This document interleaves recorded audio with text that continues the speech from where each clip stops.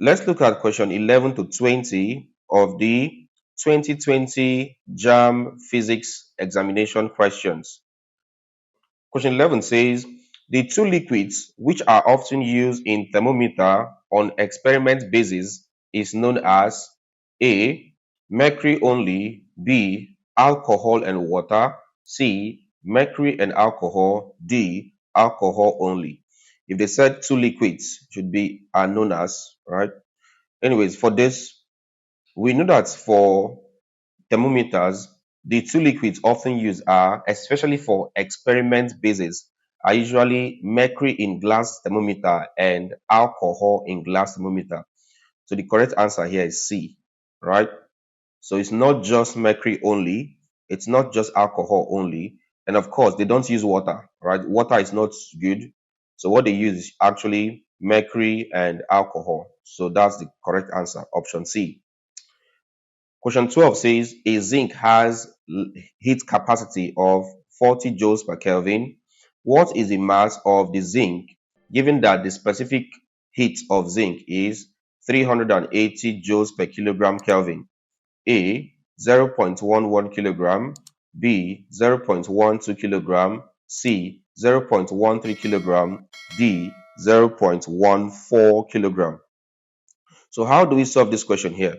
Now, for this question here, you want to note that heat capacity, number 12, you want to note that heat capacity, Q, is equal to the product of the mass M times the specific, all right, that's the specific heat, which is given here. From here, the heat capacity is given as 40. So you have that 40 is equal to the required mass times the specific heat capacity of zinc, which is 380. So this is all over 380. To get the value of M, I'll divide here and divide here, both by 380, divide here by 380. This cancels this. Let's get the value of M. From here, M will be equal to 40 divided by 380, and that's about approximately 0.11. So that's approximately 0.11 mass in kilogram. So my answer there is 0.11 kilogram, which is option A. 0.11, that's this one here, 0.11 kilogram. All right, question number 13. 13 says, which of the following particles can be found in the nucleus of an atom? You have I, neutrons, II, electrons, III, protons. So you have your options A, B, C, and D. Now they said, which of the following particles can be found in the nucleus of an atom? You want to know that for an atom, you have the nucleus, right? For an atom, you have the nucleus, and then you have electrons revolving around it. So you have electrons revolving around it, right? You have electrons revolving around it like this, all right? So you'd have this one here, all right? So these dots here are actually electrons, E minus. Then this middle part is what we call the nucleus, all right? The nucleus of an atom. The nucleus of an atom houses two particles, which are protons and neutrons, all right? And you know that neutrons do not have any charge. Meanwhile, protons are positively charged. That means a nucleus is positively charged. And this is why you have electrons revolving around it, because the negative of the electron is attracted to the positive charge of the nucleus. So that becomes neutrons and protons, all right? So the nucleus houses the neutrons and protons. So it should be neutrons, that's I, and protons, I. So I and I, there's no correct option here. So know that the correct option there is neutrons, I, and I, protons. That's your correct answer. All right, question number 14. 14 says neutrons were discovered by A. J. Thomson, B. James Chadwick, C. Michael Faraday, D. John Dalton, or Dalton here. For this question here, you want to take note that the correct answer is B. James Chadwick. All right, James Chadwick was the one that discovered the neutrons. right? Meanwhile, these other names are notable scientists. For instance, J.J. Thomson, which is option A, discovered the electron, right? Michael Faraday, which is this, discovered electromagnetic induction. And then Dalton there, John Dalton, discovered the atomic theory, right? So these are also notable scientists, but the correct option there is B, James Chadwick. Next up, question 15. 15 says the direction of the path taken by light is called A, locus, B, lines, C, ray, D, beam. For this question there, the correct option is C, ray. All right. The path taken by light is called ray. Meanwhile, a collection of rays gives you a beam. So a beam is simply a collection of rays. Meanwhile, the path taken by light is called a ray. So take note of this. All right, next up, question number 16. 16 says, if the mechanical advantage of a machine is 4, what is its ratio of load to effort? A, 4 is to 1, B, 1 is to 4, C, 5 is to 1, D, 17, D, 2 is to 1. Now, for mechanical advantage, question number 16, we know that mechanical advantage, MA, is equal to ratio of load, that's load all over effort. We know this. And if this value is equal to 4, what does this mean? That means this is 4 because 4 can still be expressed as 4 divided by 1. So it means the load is 4 and the effort is 1. So ratio of load to effort simply becomes load is 4 is to effort is 1. So the answer there is 4 is to 1. So what is the ratio of load to effort? Right? That's 4 is to 1. So load to effort is 4 is to 1. Effort to load is 1 is to 4. So just take note of this. Question number 17. 17 says a good electric cell should have which of the following? A minimum of polarization effect. B, a long life. C, a cheap and safe electrolyte. D, all of the following. Now, what's the correct answer to this question?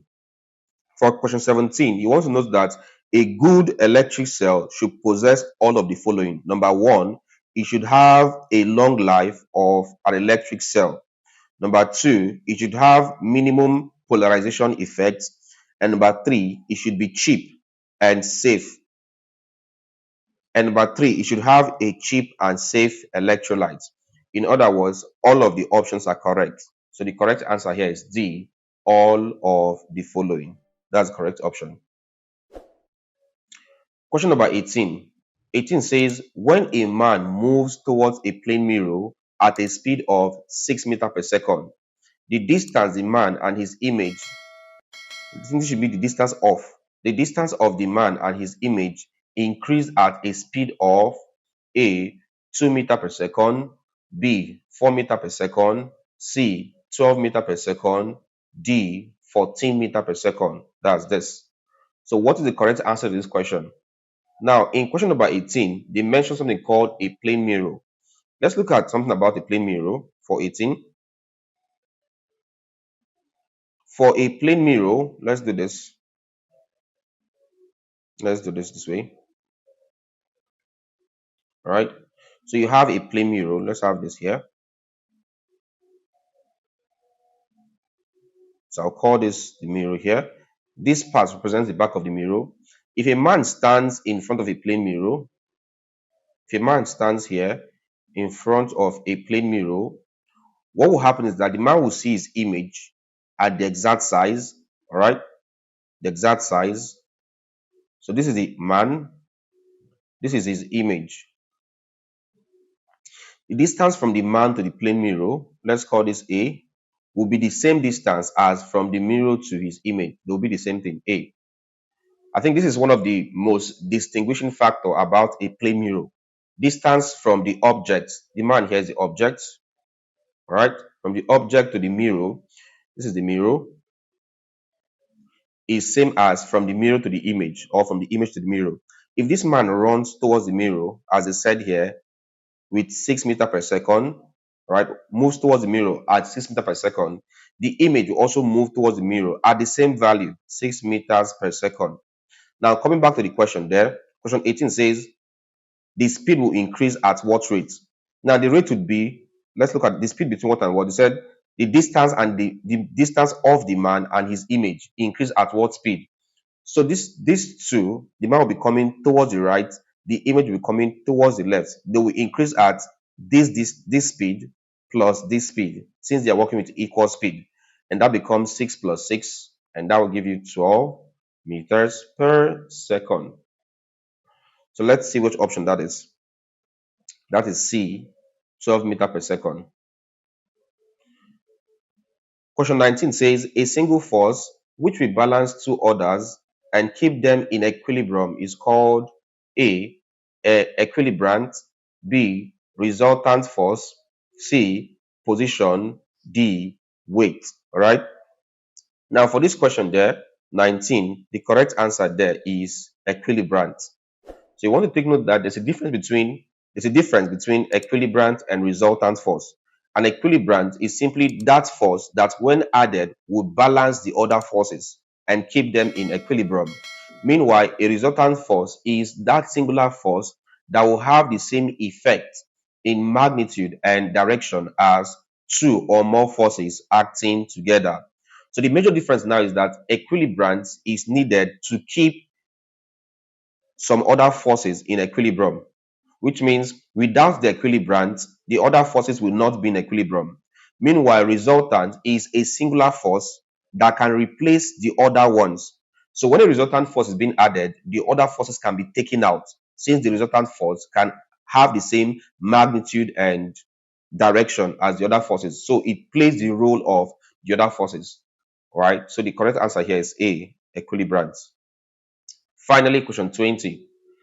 20 says, if Morire wants to watch a football match from the outside view of the national stadium, despite the tall walls of the stadium, what optical instrument will you recommend for him to use? A, binocular, B, telescope, C, periscope, D, microscope. Now, for this answer here, question 20, the correct answer there would be C, a periscope. All right. You want to know that a periscope looks like this. Let me show you something. So let's say I have this as my ground floor. All right. So you have a ground floor here, and you have a particular height this way. And people are here. If you want to see what's going on that height there, and let's say you're at this position here, right? You're at position A, and you want to see what's happening at B, you use a periscope, usually like this. Okay, let me draw this better. So let me draw this better. All right, so you have somebody here this way, and you are here this way. You want to see you're at position A, and of course, due to the height here, you can't see what's happening at position B. Now, if you want to see what's happening at position B, what do? What you employ is the use of a periscope. Here's what it looks like. A periscope looks like this. So this, and then let's say this, so it goes up a bit to this point. You have this, so it goes up. Okay, you have this one here. This one goes up this way, and then you have this. The periscope works with the idea of the reflection of light. Basically, you have light, this one here, this position this way here. Let me do that better. Position this way. Then you have this. So you have two glasses here. Now, what happens is that as light ray or sun ray hits this person here, right? Sun ray hits this person here, right? Different sun rays hit the person here. This sun ray now, using reflection, would go this way and hit this mirror here. Whatever thing happens, this mirror here would reflect the light ray this way, hits here, and of course, it will now go this way. So the person in A will be able to see what's happening at B due to the reflection of light rays. And this is done using something called a periscope. All right, so this is what is called a periscope. So if you're in a museum,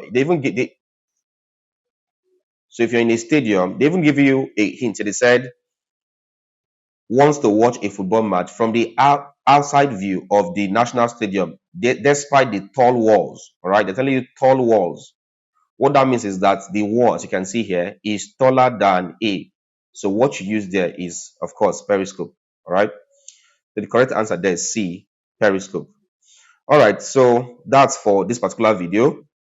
As usual, I'll leave 21 for you. You solve this. Leave your answer in the comment section.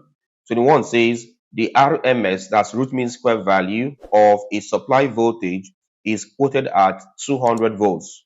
What is the approximate peak value of the voltage? A, 200 volts, B, 300 volts, C, 283 volts, D, 250 volts. All right, so which of these is the correct answer? Leave your answer, leave your option in the comment section, and I'll give you a reply. I'll tell you if you're correct or not. Okay? Okay, guys, so please take note that we have a JAMB WhatsApp group for 2026 JAMB Bites. All right. So if you're writing JAMB for 2026, we have a JAMB WhatsApp group where we do daily revisions on physics, chemistry, mathematics, and biology. So if you're a science student and you want to join our JAMB WhatsApp group, I'll leave a link to the JAMB WhatsApp group in the video description. All right. You can also join our JAMB channel membership to get access to exclusive content for JAMB Bites, or you can get the full JAMB course on our website. Simply visit www.journalimmanu.com/courses and you see the JAMB/WAEC classes. All right. Okay, guys. So if you enjoyed this video, don't forget to hit the like button. All right. Like this video. Also leave a comment. Right, for the comments, I gave you a task, question number 11. Solve it, leave your answer in the comment section, and I'll tell you if you're correct or not. Don't forget to also subscribe. If it's your first time here or you're yet to subscribe, please do what to subscribe, hit the bell icon, and select all so that you get notified whenever we upload a new content. Then finally, ensure to share this video to your friends and their colleagues so that they can also learn. Thank you and see you in our next class.